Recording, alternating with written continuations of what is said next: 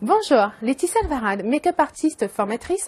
Nous allons voir aujourd'hui comment mettre en valeur les pomades à foncer.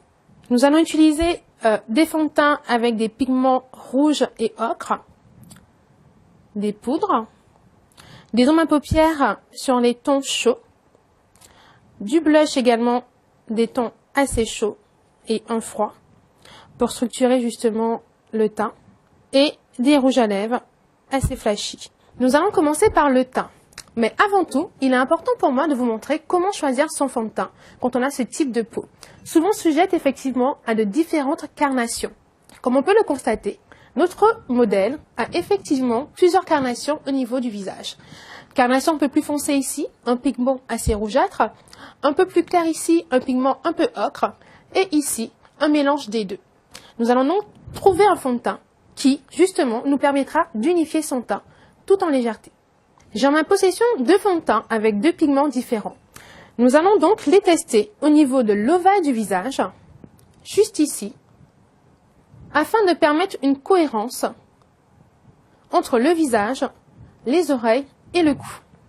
Comme on peut le constater ici, ce pigment sera beaucoup trop clair et celui-là est donc en harmonie avec le reste du corps de notre modèle. Nous allons prélever le fond de teint avec une petite éponge et nous allons l'étirer de l'intérieur vers l'extérieur. Et on n'oublie pas la paupière également. Alors, on voit très bien la différence entre un côté unifié qui est fait et l'autre côté, effectivement, qui montre bien la différence de carnation qu'ont en général ce type de peau.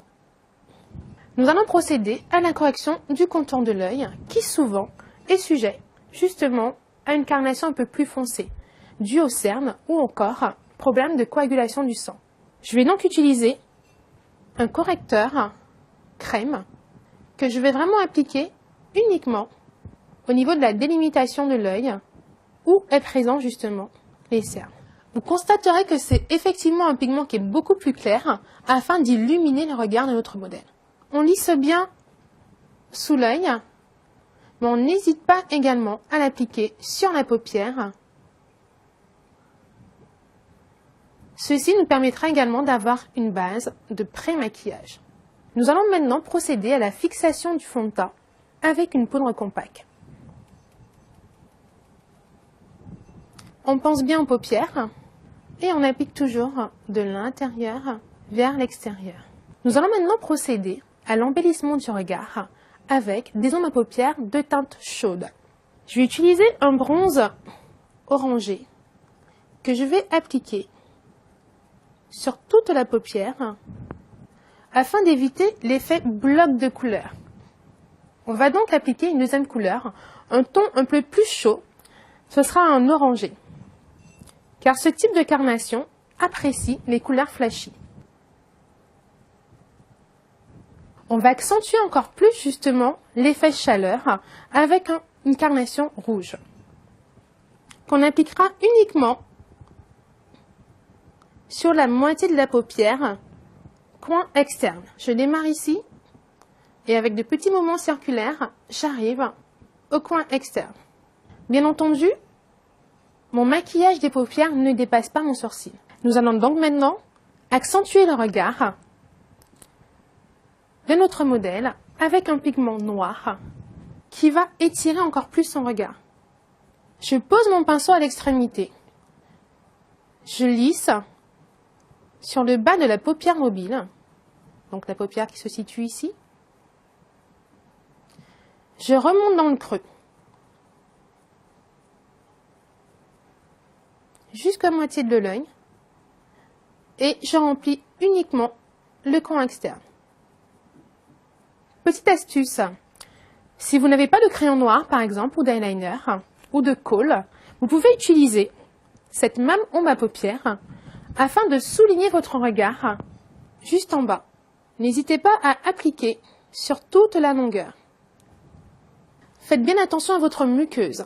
Cette astuce est favorable pour les yeux larmoyants ou encore les yeux qui s'irritent facilement. Nous allons corriger les sourcils avec un fard. Donc une autre astuce, c'est une ombre à paupières mate, marron, brun foncé que vous allez utiliser avec un pinceau biseauté afin de redessiner votre courbe du sourcil naturellement. On n'hésite surtout pas à coiffer afin d'estomper et de faire plus naturel. Nous allons procéder à l'application du mascara. Regarde en bas.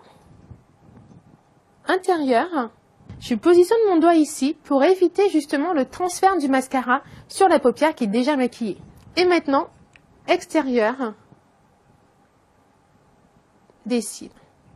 Alors mesdames, évitez ce geste qui fera rentrer de l'air à l'intérieur de votre mascara. Donc, il séchera beaucoup plus vite.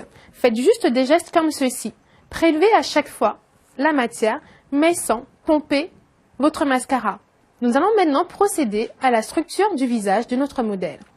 J'ai en ce moment une poudre bronzante ou un illuminateur qu'on appliquera au niveau des pommettes. On fait de même de l'autre côté, mais on peut également l'appliquer au niveau du nez. Ceci nous permettra de structurer le visage de notre modèle et d'avoir un teint beaucoup plus lumineux. Nous pouvons donc maintenant appliquer le blush qu'on positionnera au niveau des zygomatiques. Nous allons maintenant redessiner les lèvres de notre modèle. À l'aide d'un crayon, je vais refaire la courbe de ses lèvres. Avant d'appliquer notre rouge à lèvres, nous pouvons, à l'aide d'un pinceau, estomper le contour afin qu'il soit plus naturel. Et on l'estompe bien entendu de l'extérieur vers l'intérieur. Nous pouvons maintenant appliquer notre rouge à lèvres.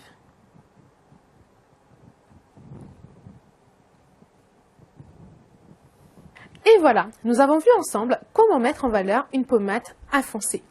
Il est important de préconiser l'essayage de votre fond de teint au niveau de l'ovale du visage et non sur votre main afin d'avoir une cohérence entre votre carnation du visage, des oreilles, mais également du cou. Ceci évitera l'effet masque.